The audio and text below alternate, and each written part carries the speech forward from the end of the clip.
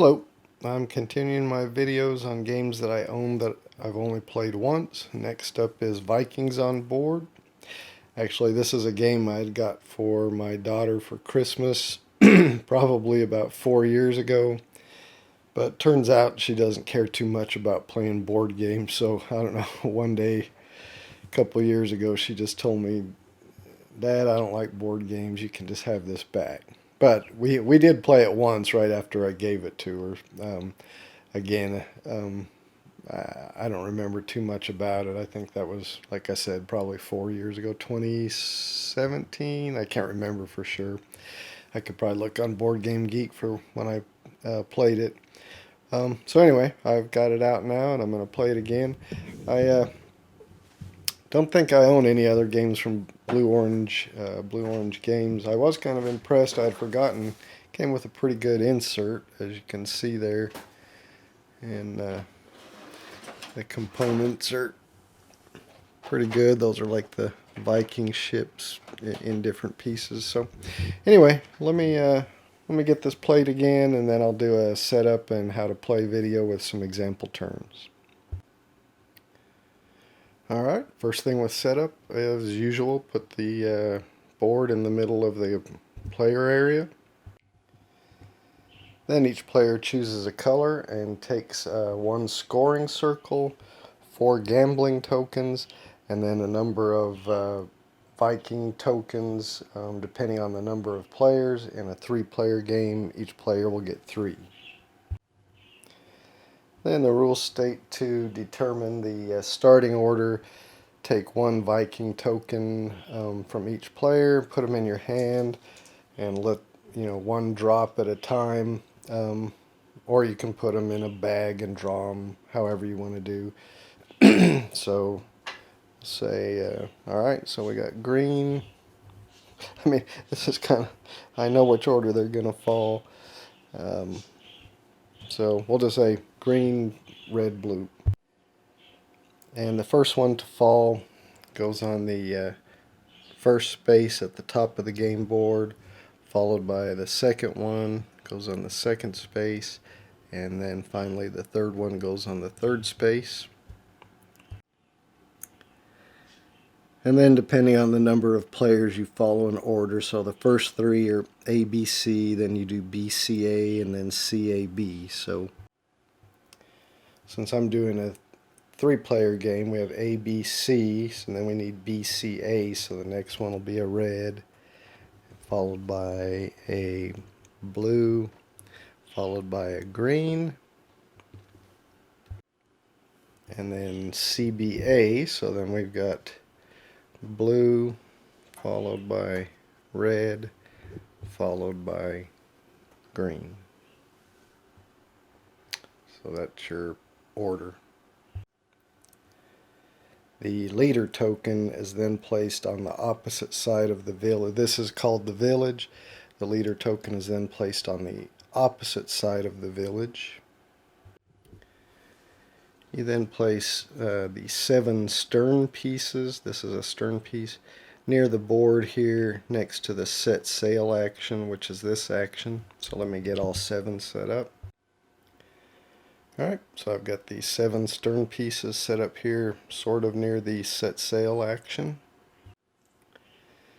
Then you take the 3 market value tokens and place them on the first space of the market track there, according to, the metal goes here on the number 1.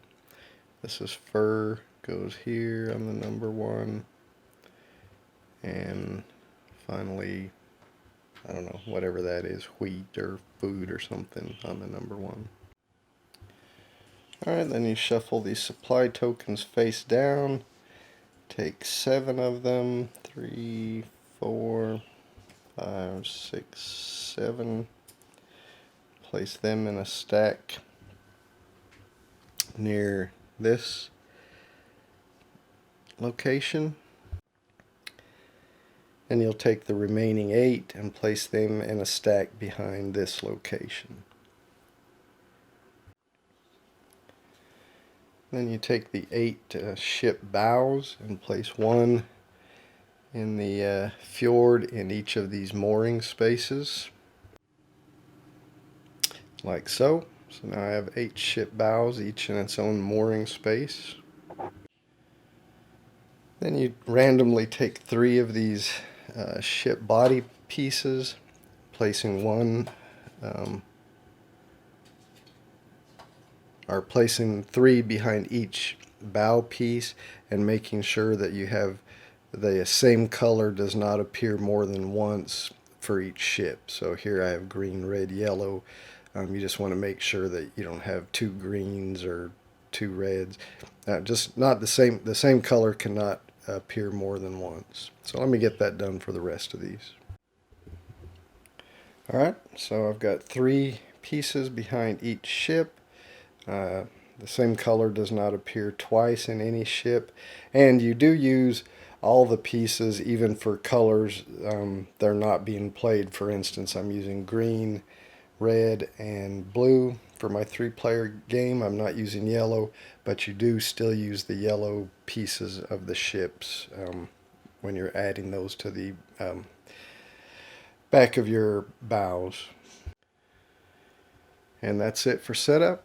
Got the board all set up, got the players each have their pieces, and we're ready to show you how to play. Alright, the game is played over rounds, and each round, starting with the player nearest the first player icon, which is this one, will take an action with his pawn, followed by the next pawn, followed by the next pawn or Viking token, until each player has taken all his actions. And then if somebody has selected the set sail action, then you do the set sail, setting sail phase. If nobody did the set sail phase, then you just start over, taking actions again with the player closest to the first player or on the first player token, and going to the left, or depending on what side of the board you're on, but starting from this side and going this side. The leader token shows which side of the village players should be placing their Viking tokens on. So when he's on this side, when players take actions, they'll place their token on this side. After everybody has taken all their actions, and if you've done a setting sail phase or not, then the leader token will move to the other side, and then the players will take turns placing their Viking tokens on actions on this side of the village. So the actions are the same, you just go on the opposite side. So what are the different actions? Well, a player placing his Viking token here, that's just the first player action, so it gives no other benefit other than at the start of the next round, whoever placed their Viking here will get the first turn or first choice of an action. Alright, the next action, this is the promote action, and it allows you to move a body piece of your color to the front of the ship. So, you know, if green took this promote action, he could move this green body piece to the front of this ship. Now, the benefit of that is when you set sail with a ship, you're going to determine who has control of the ship, and that's determined by the number of shields for each color. So in this case, on this ship, it's a tie because they all have 3 shields. You only count one side. So green has 3, yellow has 3, blue has 3. But in the case of a tie, whoever is closest to the bow of the ship actually has control and will score first, which we'll get to shortly. Alright, the next action a player can take is the jump your ship action, which allows you to take a body piece of your color from any ship and place it at the back of another ship. So again, for instance, if green took this action, he could take his green body piece here and place it at the back of any other ship that hasn't set sail. Then you would just move this piece forward and he would be at the back. Now, the most body pieces that can be on a ship is 5. So that does not include the bow or the stern, which the stern is not added until a set sail action happens, which we'll talk about shortly. But you can have up to 5 body pieces or colored pieces on a ship. So anyway, the jump your ship action, you can take one piece of your color and move it to the back of any other ship. Alright, the next action you can take is the bet action, and when you take that, you take one of your betting tokens, and they come in 1, 2, 3, or 4 point values, and you can place that on any free circle in front of any ship, and the color you put it on is, you're betting that that ship, that color will have first control of that ship, or as we talked about, have the most shield icons, or if it's a tie, be higher, closest to the front of the ship. That whoever does that will have first control of that ship when it sets sail. So when you're bet, like if you're betting blue's going to have first control of this ship, you would put one of your betting tokens down there. And when that ship sets sail, you'll reveal it, and if you're correct, you take that score, or how much you bet, and put it on your scoring circle face down. Alright, the next action you can take is the add 1 action, which allows you to take the top supply token from this pile and add it face up to the bow of any one of these ships. And those will be used to score when a ship sets sail, and again we'll talk about that shortly. And the amount you score is dependent on the value. For instance, this metal value is 1 right now, so for each of these you would score 1. But we'll talk more about that here in a minute. Alright, the next action you can take is the marketplace, and that allows you to advance one of the values of one of these goods up 1. So if green took that action, he might say he wants to advance metal to be worth a value of 2. Alright, the next action you can take is the jump any ship, which allows you to move a piece of any color from one ship to the back of another ship. So you remember back here we had the jump ship action where you could move a piece of your color from one ship to the back of any ship. If you take this action, jump any ship, you can move a piece of any color to the back of another ship. Alright, next we have the bet or move a bet action, which is similar to this bet action where you can take one of your betting tokens and place it on a free circle in front of a ship that you think that color is going to have first control of that ship when it sets sail. Or if you already have a bet token down somewhere, say green had bet this and he thinks that's not going to be right, well, he can take this action, which allows you to move a bet, and he can move it to a bet on any other free circle in a different mooring. Alright, the next action you can take is the draw 3 add 1. So in that case you look at the top 3 available in this pile and choose 1 to add to the bow, face up to the bow of any ship, and then you put the 2 remaining at the bottom of the pile. Now if it gets to where there's not as the game goes on, it gets to where there's not 3 supplied tokens here that you can draw. You just draw as many as there, and you still just choose 1 and place it on the bow of a ship and place the other one on the bottom.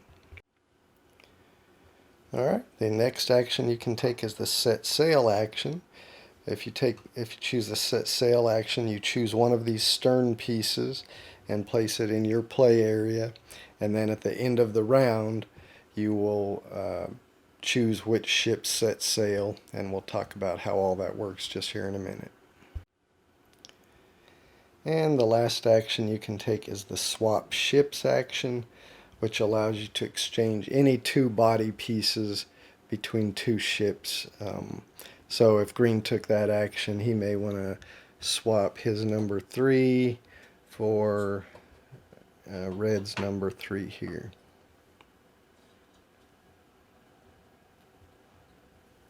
So that action allows you to swap any two pieces between two ships. Now, just kind of as a conversation piece here, I'm assuming, although it's not stated in the rules, that thematically this is crews moving from ship to ship, not actually moving pieces of the ship. So I'm assuming the shields are like a number of crew on the ship, and when you're jumping ship or swapping ships, that means your crew are moving from one ship to another.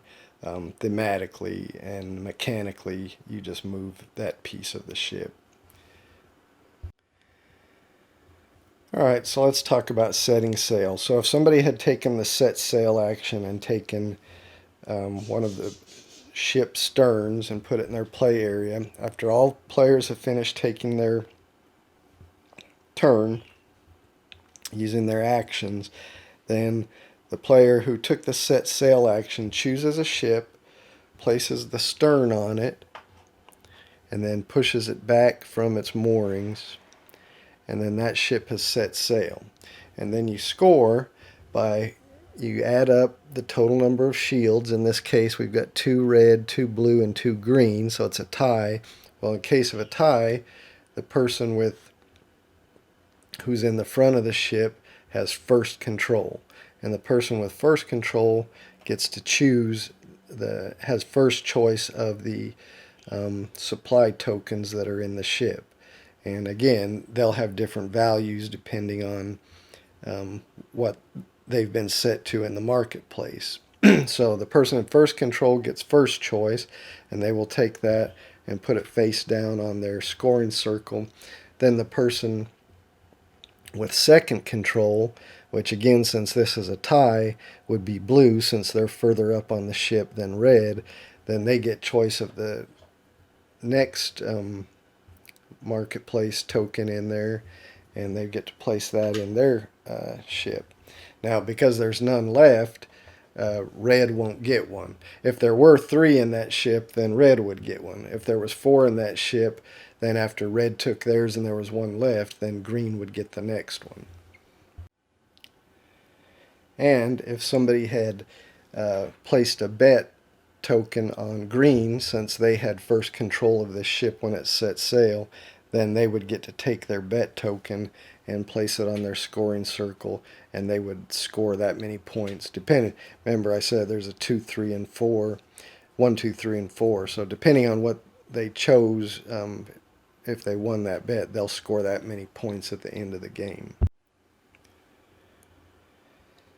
Then after you've done the setting sail and each person has taken their tokens that they're supposed to get, then you would move the leader token, and then since all players' Viking tokens would be on this side of the board because that's where they place them to take actions, you would move the leader to this side of the village, and now players would begin taking turns taking actions from that side of the village moving over to this side. And again, all the action spaces are the same, they're just on the opposite side of the village. So the game continues like that round after round until the 7th ship has set sail. So there's 8 ships on the board, but once the 7th ship sets sail, remember there's only 7 stern tokens. Once the 7th ship has set sail and people have gotten their supply or marketplace tokens from the ship, depending on the order of control, you then add up the scores, you total all your bet tokens and all your marketplace or supply tokens depending on what values they're at in the marketplace, and the person with the highest score wins the game. So let's do a few example turns.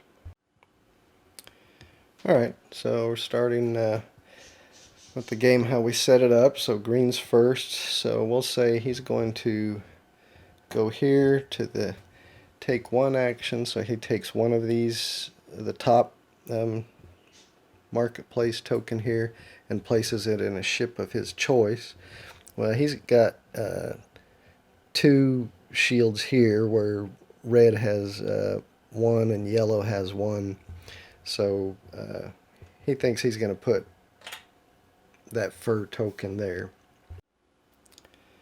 One thing we didn't talk about in the rules overview, when a ship sets sail and you're determining control, since we used some of the colors that there's not a player playing, like yellow, so when yellow would take a token, whether they have first control, second control, or third control, a non-player color would take a token. It just goes, you take it off the ship, but just put it out of the game. None of the players get it. Alright, well next it's red's turn. Well, we'll say he wants to do the promote action. So he's going to take his, say he's got the red shields here. He's going to take his two red shields and move them to the front of this ship here. Remember, the promote action lets you move a color of one of your body pieces to the front of a ship. Alright, blue's turn. So he thinks he's going to do a jump your ship action, which lets him move a body piece of his color from one ship to another, placing it at the back of the ship. So we'll just say he's going to take his blue piece here and place it at the back of this ship that's got a good on it. And again, you just slide this piece forward here. Alright, red's turn again. He's going to do the take three and add one action. So he's going to look at the top three of these goods, and he's going to choose one. Again, they're all value 1 right now, so I'm not sure that it matters much, but he's going to choose this wheat or whatever, and he's going to put it on this ship here, because he's got 3 shields. He thinks he might control that one. Then the other 2 just go on the bottom of the stack, the one he didn't choose. Alright, blue's turn. He's going to do the jump any ship action, which lets him move a body piece of any color from one ship to another, putting it at the back. So he's going to move green's piece, and he's going to move it to the back of this ship. And then he'll slide all these pieces forward. Alright, well green doesn't like that, so since he's next, he's going to take his piece and he's going to do it on the swap ship, so he can exchange any 2 pieces. So he's going to exchange his 3 green for blue's 2 blue.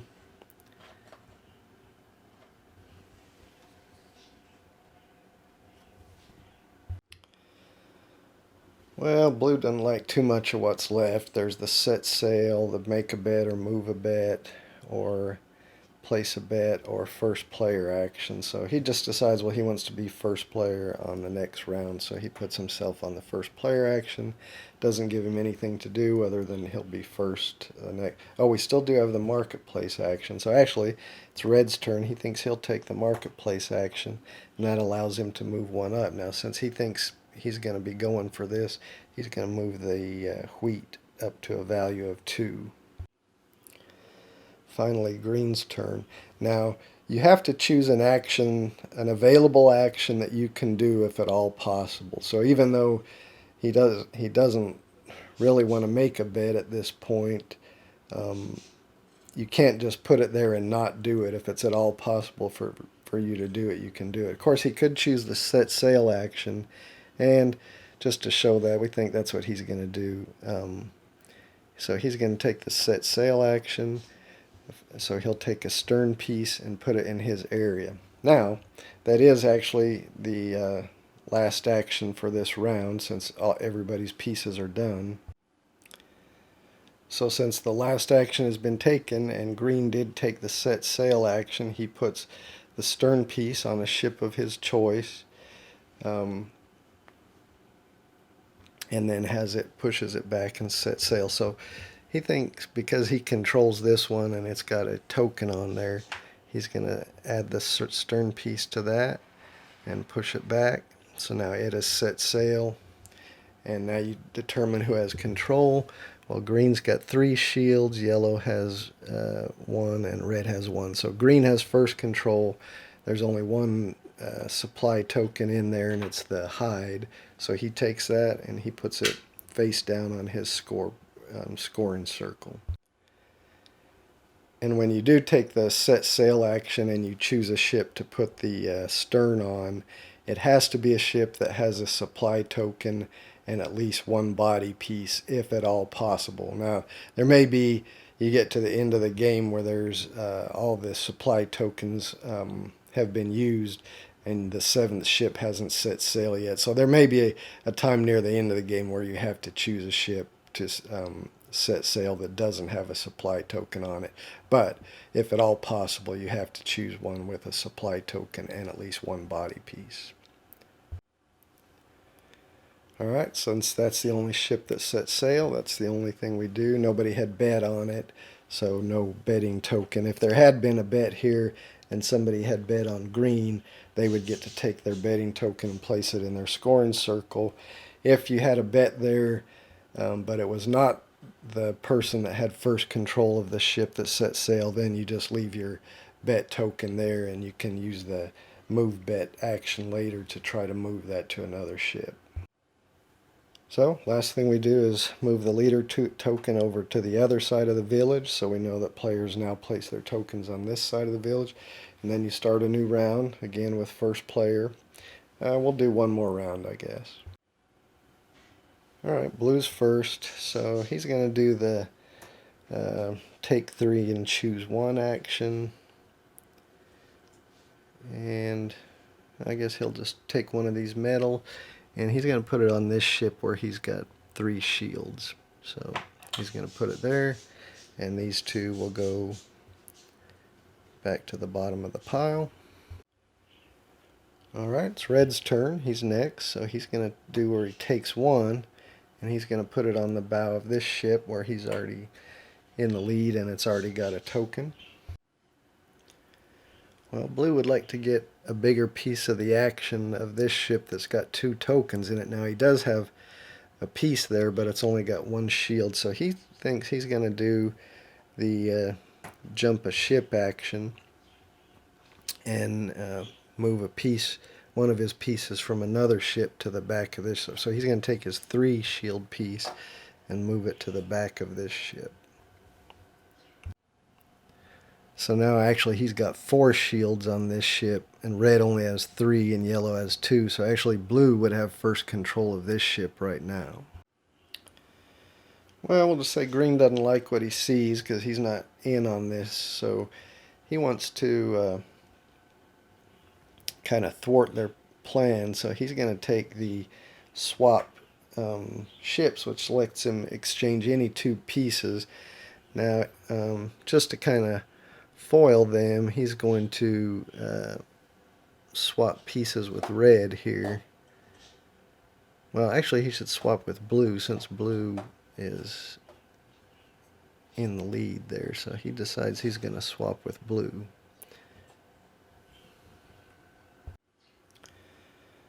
Well, red wants to take back control of that ship, so he's going to move over here to the jump any ship, which lets him move a body piece of any color from one ship to another. So he's going to move green's piece back to this ship here.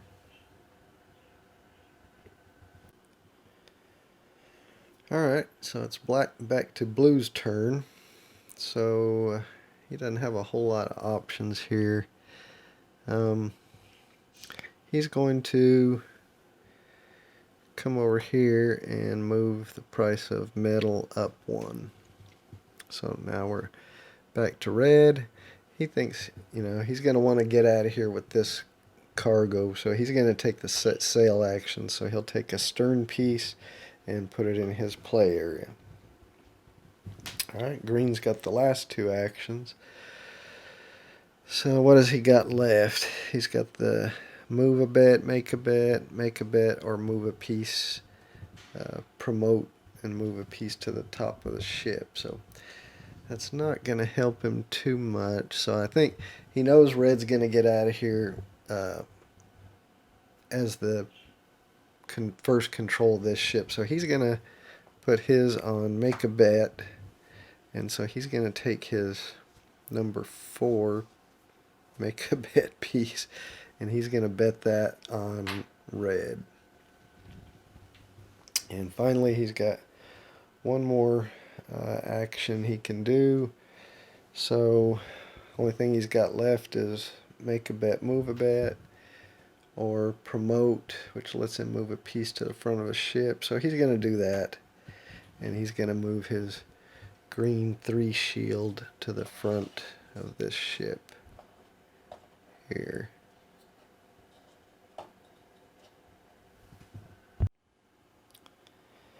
Alright, well, everybody's taken all their actions now. So red did take the set sail action, so now he goes ahead and decides the ship he wants to put this stern piece on.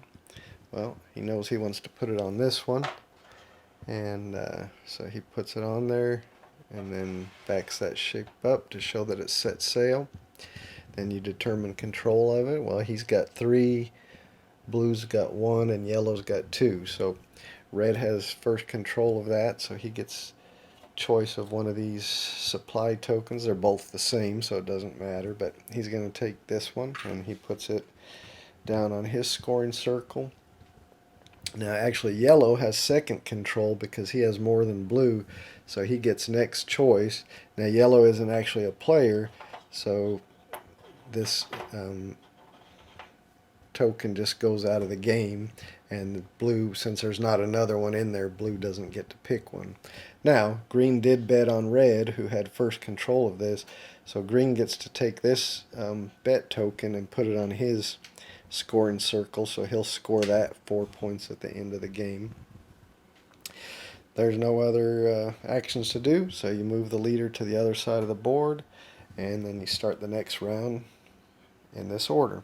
So this is how the game goes until once the 7th ship has set sail, then everybody will flip over all the supply tokens they have and bet tokens that they have on their scoring circle. And of course you value the supply tokens by whatever value they're set at here at the end of the game. So you'll add up your score, including your bet tokens that you were successful on, and whoever has the highest score wins the game. And if there's a tie-in score, then whoever has the most supply tokens on their scoring circle wins the game. So that's it. Really, I don't see a Viking theme here at all. It could have been called Traders on Board or something like that instead of Viking.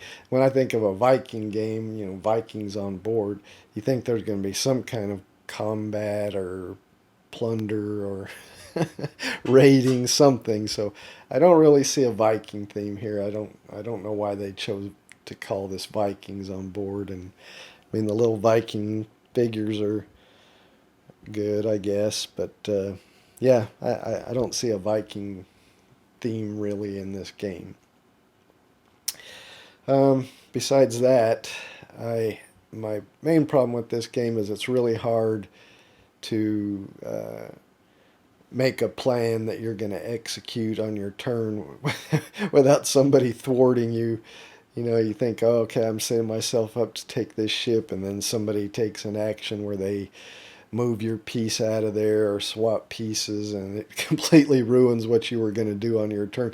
I mean, I like some take that in a game, but it's really just hard to come up with a good strategy in this game and have it, for a round and have it follow how you thought it was going to work out. Somebody is going to move your piece out, and it's not going to end up how you thought. But I guess that's going to happen to everybody. So I don't know. With only 2 games under my belt, again, I hate to judge a game with only having played it twice, but you certainly couldn't, at least from the 2 plays I've had, you couldn't come in and be too serious about this game because you'd get frustrated pretty quickly, I think. So I don't know. Not one of my favorites for sure. Obviously, not one of my daughter's favorites since I got it for her and she just ended up giving it back to me. So yeah, probably not one I would pull out on a game day with my buddies. But I guess it could be a good family game if you have a family that likes to play games. Again, it's kind of hard. My family, I kind of have to bribe them to get them to play a game with me, but I'll do it every once in a while. Anyway, you should be able to make a judgment on your own. So thanks for watching. I hope you enjoyed it.